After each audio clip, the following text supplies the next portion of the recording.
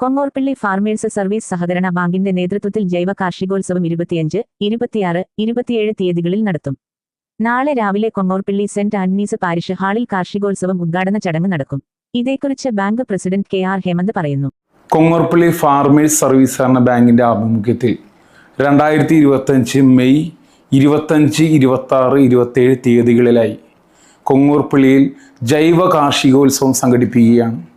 25-ാം തീയതി രാവിലെ 10:30 കാർഷിക ഉപകരണങ്ങളുടെയും ഉൽപ്പന്നങ്ങളുടെയും പ്രദർശന വിപണന മേളയുടെ ഉദ്ഘാടനം, വൈകുന്നേരം 4 മണിക്ക് സഹകാരി സംഗമം, 26-ാം തീയതി രാവിലെ 8 മണിക്ക് മുട്ടക്കോഴി വിതരണം, 10:30 വിവിധ കൃഷികളുടെ നടീലുത്സവം, വൈകുന്നേരം 4 മണിക്ക് സെമിനാർ, 27-ാം തീയതി വൈകുന്നേരം 5 മണിക്ക് ഈ ബാങ്ക് പരിധിയിലുള്ള മികച്ച കർഷകർക്കുള്ള അവാർഡ് വിതരണവും ജൈവ കാർഷികോത്സവത്തിൻ്റെ സമാപന സമ്മേളനവും സംഘടിപ്പിക്കുകയാണ്.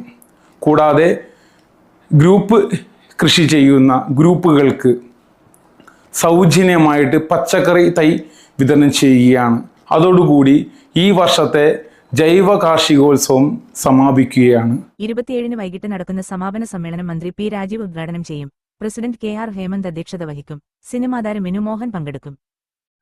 കളമശ്ശേരി നിയോജക മണ്ഡലത്തിലെ വാർത്തകളും നാട്ടുവിശേഷങ്ങളും തത്സമയം കാണുന്നതിന് കളമശ്ശേരി ലോക്കൽ ന്യൂസ് ഫേസ്ബുക്ക് ചാനലും യൂട്യൂബ് ചാനലും സബ്സ്ക്രൈബ് ചെയ്യൂ.